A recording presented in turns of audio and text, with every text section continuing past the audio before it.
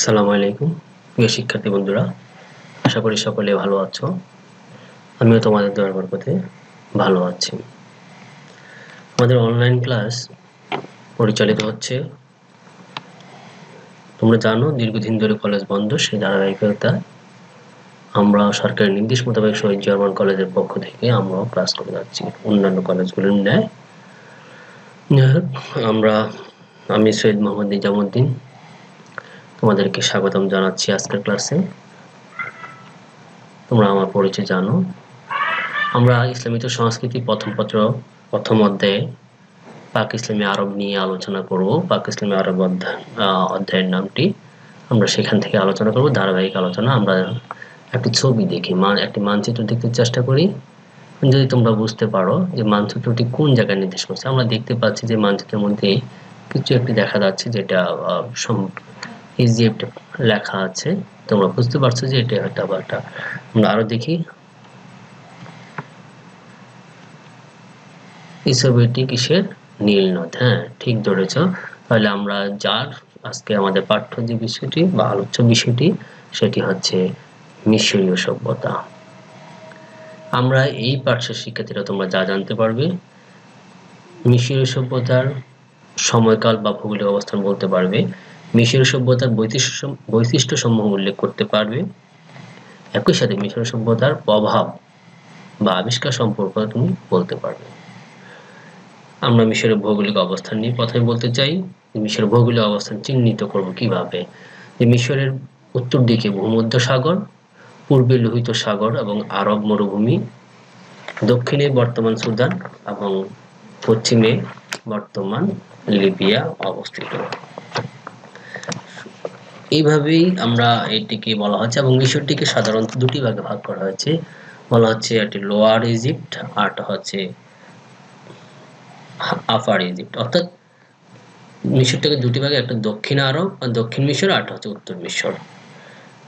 এই মিশরটি, দক্ষিণ মিশরটিকে বলা হচ্ছে আপার ইজিপ্ট এবং উত্তরাঞ্চলটিকে বলা হচ্ছে লোয়ার ইজিপ্ট। তোমাদেরকে খেয়াল রাখতে হবে কোনটা আপার ইজিপ্ট বা উচ্চ মিশর আর কোনটা নিম্ন মিশর। তাহলে দক্ষিণাঞ্চল যে অঞ্চলটি মিশরের, সেই অঞ্চলটিকে বলা হচ্ছে আপার ইজিপ্ট মানে উচ্চ মিশর, আর দক্ষিণ দিকের অংশটিকে বা উত্তর দিকের অংশটিকে বলা হচ্ছে লোয়ার ইজিপ্ট। আশা করি তোমরা বুঝতে পারছো। আমরা এখানে আলোচনা শুরুতেই দেখি যে প্রাচীন মিশরীয় সভ্যতার কথা বলা হয়েছে। হ্যাঁ, এই মিশরীয় সভ্যতাটা কিভাবে সৃষ্টি হলো, কিভাবে মিশরে বলা হচ্ছে? আমরা দেখেছিলাম এটা নীল নদ।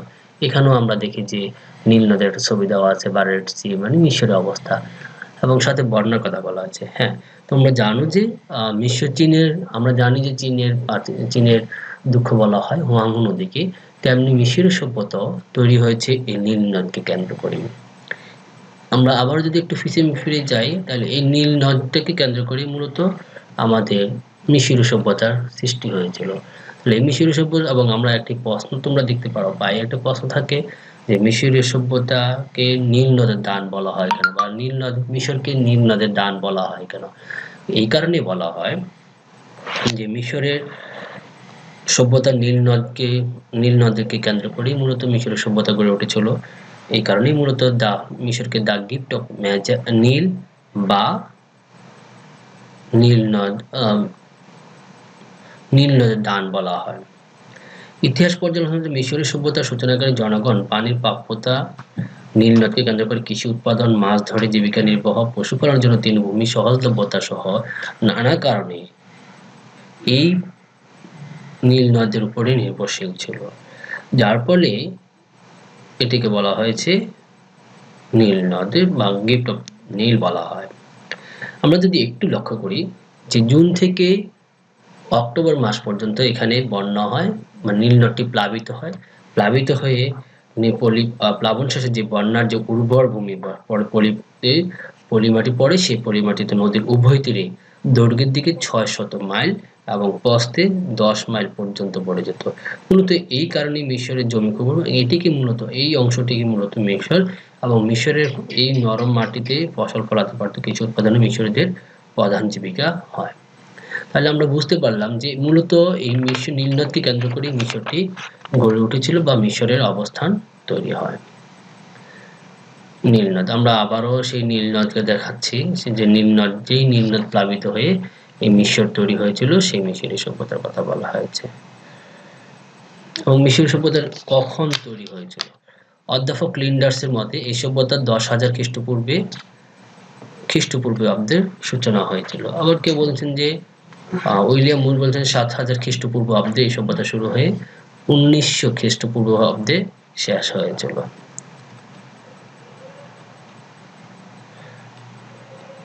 শিক্ষার্থী বন্ধুরা, তোমরা একটু খেয়াল করো প্রাচীন রাজ্য গঠন।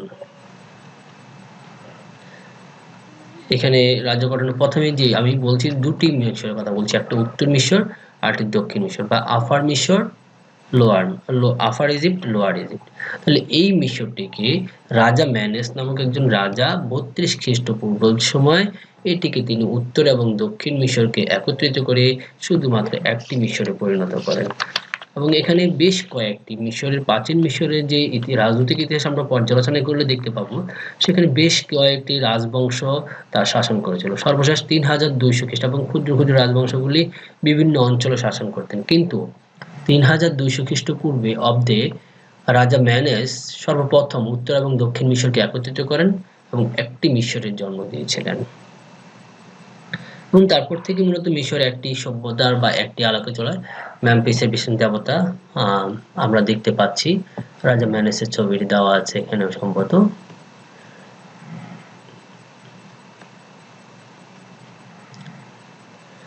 মিশর সভ্যতার অবদান বা মিশর সভ্যতার বৈশিষ্ট্য সম্মত কি ছিল, এটা যদি আমরা আলোচনা করি, আমরা একে একে অনেক কিছু আলোচনা করতে পারবো। সর্বপ্রথম মিশর সভ্যতার যে যিনি শাসক ছিলেন তাকে বলা হচ্ছে ফারাও বা ফেরাউন, যার উপাধি ছিল ফারাও বা ফেরাউন। এখন ফারাও বা ফেরাউন মানে যিনি শাসক ছিলেন তাকে বলা হচ্ছে ফারাও। ফেরাউনরা একই সাথে রাজনৈতিক এবং ধর্মীয় নেতা হিসেবে নিজেদেরকে খোদা বলে দাবি করতেন তারা। সাধারণত পরিচিত ফেরাউন শব্দটা বিরূপভাবে মহিলা শাসকদের ক্ষেত্রে ব্যবহার করা হয়। মানে সহজ কথা যদি আমরা বলতে চাই, ফেরাউন শব্দটি হচ্ছে মিশরে যারা শাসন করেন তৎকালীন প্রাচীন মিশরে, তাদেরকে বলা হচ্ছে ফেরাউন। এবং ফারাও শব্দটি থেকে ফেরাউন শব্দটির কথা তৈরি বলা হয়েছে বা এসেছে বলে জানা যায়।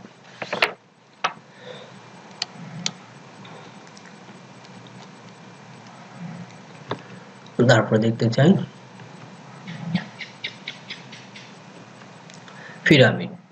মিশরকে আমরা দেখলেই, মানে এই একটি ছবি দেখলেই আমরা বুঝে নিতে পারি যে হ্যাঁ, কোন সভ্যতার কথা বলা হয়েছে, কোন জায়গা সম্পর্কে বলা হয়েছে। তখনই কিন্তু আমরা এক কথা বলে দিই যে এটি পিরামিডের কথা বলা হয়েছে বা মিশরী সভ্যতার কথা বলা হয়েছে। তেমনিভাবে এই চিত্রটি মিশরের সভ্যতা বলতেই আমরা পিরামিডে, যদি আমরা কাউকে বলি যে তুমি কি মিশর চেনো, তাহলে সে কিন্তু, অথবা মিশরের একটি চিত্র অঙ্কন করা তোমার মনের খুবই, সে প্রথমেই বলবে যে একটি পিরামিড দেখো, মানে কিছু পিরামিডের চিহ্ন তিনি বলবেন প্রথমে। তাহলে তোমরা কি, এবং নীল নদের কথা বলে উঠে আসে, তাই না? তেমনি ভাবে আমরা এখানেও দেখি যে পিরামিডের কথা বলা হচ্ছে। এবং এই পিরামিডটি কি, আমরা যদি পিরামিডটি আলোচনা করি, পিরামিডের বৈশিষ্ট্যগুলি নিয়ে আলোচনা করি, তাহলে আমরা বুঝতে পারবো বিষয়টা আসলে কি। পিরামিডটি বলা, যদি আমি একটু ব্যাখ্যা করব এখন। পিরামিড বলা হচ্ছে প্রাচীন মিশরে বেশ কিছু পিরামিড আবিষ্কৃত হয়েছে। প্রাচীন মিশরে বলা হচ্ছে যে 80টি রকম পিরামিড, 80টি পিরামিড আবিষ্কৃত হয়েছে এ পর্যন্ত। তার মধ্যে সবচেয়ে বড় যে পিরামিডটির কথা বলা হচ্ছে সেটি হচ্ছে খুফুর পিরামিড। এটি মূলত, এই পিরামিড মিশরীয়দের ইতিহাসের শ্রেষ্ঠ নির্মাতা হিসেবেও তাদেরকে, এই পিরামিড নির্মাণটাকে ইতিহাসের শ্রেষ্ঠ নির্মাতা হিসেবে তাদেরকে স্থান করে দিয়েছিল। কেননা পাথর কেটে প্রকাণ্ড সুদ বানাতে তারা সিদ্ধহস্ত। মিশরীয়দের শ্রেষ্ঠ স্থাপত্য নিদর্শন ছিল তাদের পিরামিডগুলো। আমরা যদি এই পিরামিডে কি হতো, এখানে মমি মানে মৃতদেহকে সংরক্ষণ করে রাখা হতো।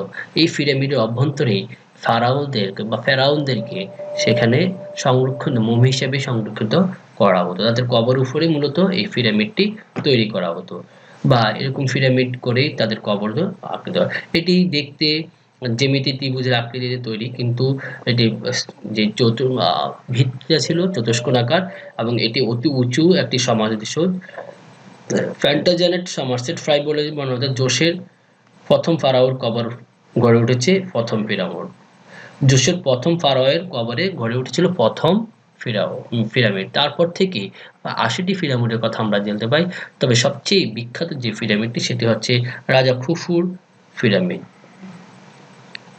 খুফুর পিরামিড, এটির আয়তন ছিল সবচেয়ে বড় খুফুর সেটি 1.3 একর জায়গা জুড়ে অবস্থিত। উপরে অবস্থিত পিরামিডটির দৈর্ঘ্য ছিল 755 ফুট এবং প্রস্থ 481 ফুট, যা নির্মাণ করতে 1 লক্ষ শ্রমিকের 20 বছর সময় লেগেছিল। মোটামুটি হচ্ছে পিরামিডটা যদি আমরা বলি।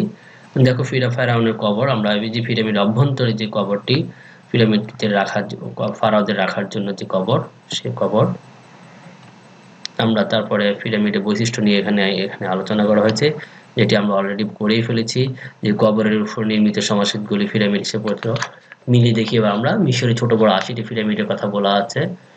সবচেয়ে বড় এবং আকর্ষণীয় পিরামিড হচ্ছে খুফু পিরামিড, যেটি গিজা শহরে অবস্থিত। গিজা শহরে এটি তৈরি হয়েছিল খ্রিস্টপূর্ব প্রায় 5000 বছর আগে। যেটি আমরা পিরামিড তৈরি করা হয়েছিল বিশাল বিশাল পাথরখণ্ড দিয়ে, এবং এক একটি পাথরে বলা হচ্ছিল বেশ ওজন, এবং পাথরগুলিকে অনেক কষ্ট করে, এবং প্রায় 60 টন গড়ে পাথরগুলির ওজন ছিল। আমরা দেখতে পাই আসলে এগুলি, এবং প্রত্যেকটা পিরামিডগুলির দৈর্ঘ্য যদি আমরা গড়ে কম করে হলো 30 থেকে 40 ফুট বলা হয়েছে, কিন্তু আমরা যে পিরামিড খুফুর পিরামিডের কথা বলছি সেটি 755 ফিট উচ্চতায় এবং প্রস্থে 481 ফিট।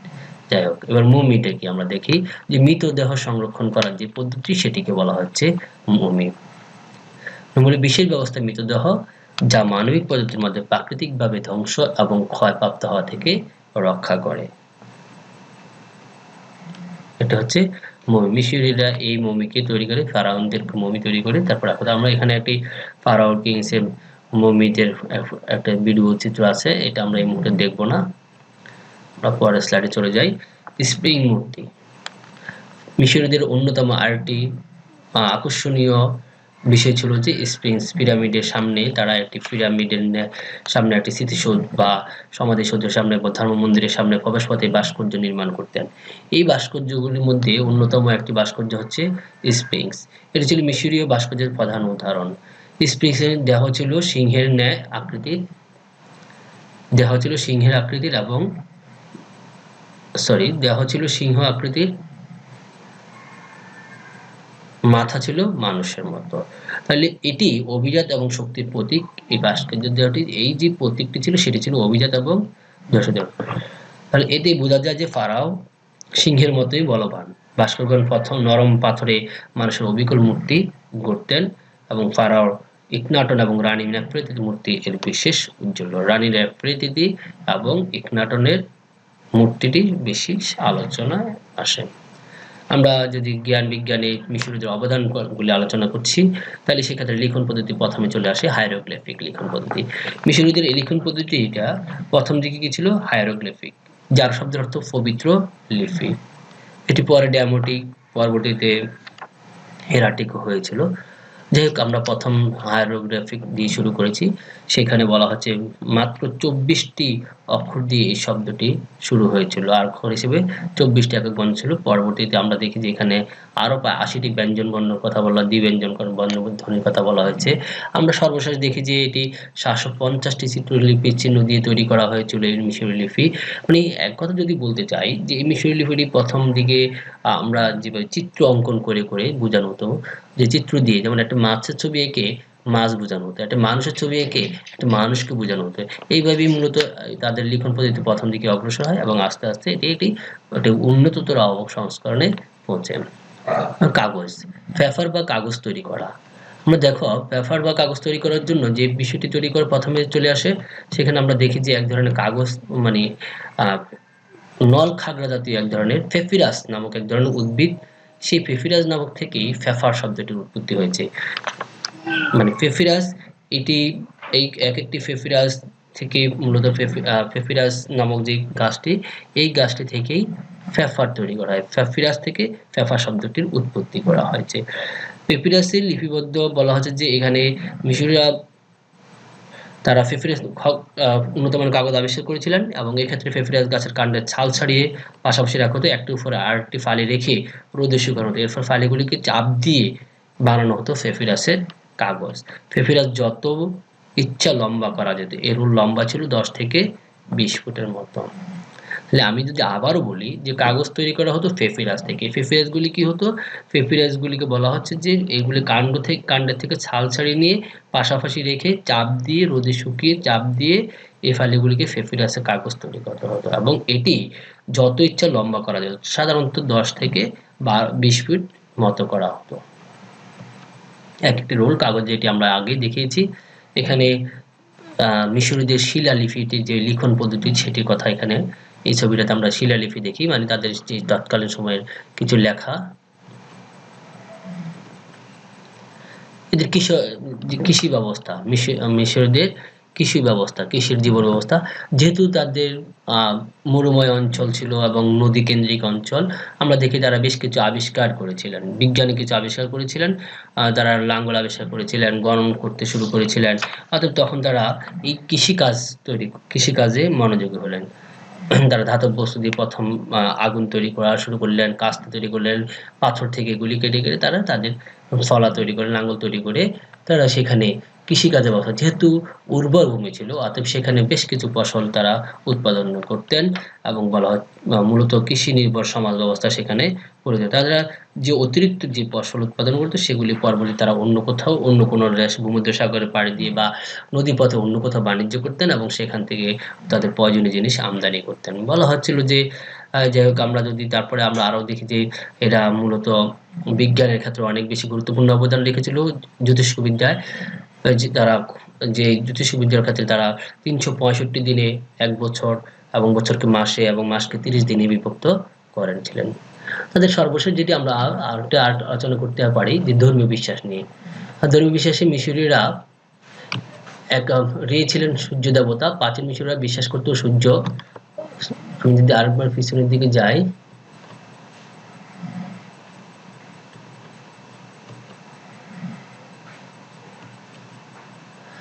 রোজ সূর্য দেবতা এবং প্রাচীন মিশরীয়রা বিশ্বাস করত সূর্য হলো জীবনের প্রতিচ্ছবি।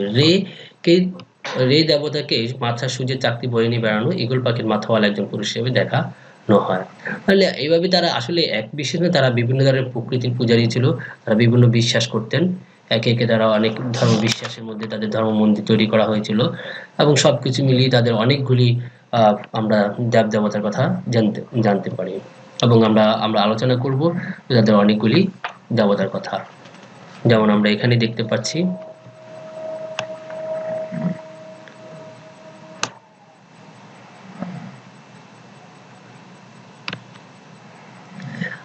অসিরিস, শ্রেষ্ঠ আইসিরিস, তারপরে হোরাসের মা ইত্যাদি এগুলি ছিলেন। আমরা যদি দেবতাগুলি সবগুলিকে একসাথে দেখতে পাই, একসাথে যদি নামকরণ দেখি,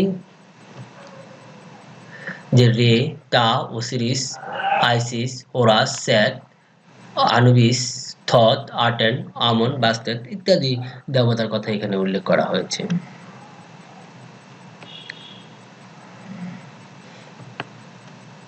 তারা মন্দিরকে তাদের যেই তাদের মন্দিরগুলির মধ্যে মিশরীয় চিত্রশিল্পের নিদর্শন দেখা যায়। মন্দিরে মমি, কফিন উপর মিশরীয় ফ্রেস্কো চিত্র তারা সেখানে তৈরি করেছিলেন। আমি এখানে যদি সাহিত্য নিয়ে একটু আলোচনা করে দেই তোমাদের, যদি আমি এখানে সাহিত্য নিয়ে আলোচনা করিনি, তথাপি করে দিচ্ছি যে সাহিত্যের মধ্যে তাদের মূলত মেমফিস ড্রামা এবং royal sun hymn, tale of the two brothers ইত্যাদি কাহিনী বা সাহিত্যকর্ম রচিত হয়েছিল। এগুলি মিশর ধর্ম এবং দর্শনকে ভিত্তি করে লিখিত হওয়ায় তার সমকালীন সমাজ এবং রাষ্ট্র কাঠামোর গুরুত্বপূর্ণ তথ্য তুলে ধরেছিল আমাদের সামনে। আমরা যদি মূল্যায়ন দেখি, প্রাচীন সভ্যতা কি কি আবিষ্কার বর্তমান সভ্যতাকে প্রভাবিত করেছে সেটি বলতে পারবে, এবং আলোচনা করব মিশর সভ্যতার বৈশিষ্ট্যগুলি কি কি। বাড়ির কাজ থাকবে।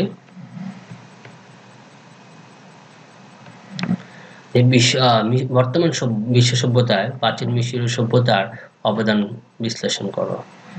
আজকে এই পর্যন্ত রেখেই তোমাদেরকে সবাইকে আবারও স্বাগতম জানিয়ে সবার সুস্বাস্থ্য কামনা করে ঘরে থেকে নিরাপদে চলাচল করার জন্য আহ্বান জানিয়ে আজকের মতো এখানে শেষ করছি। ধন্যবাদ।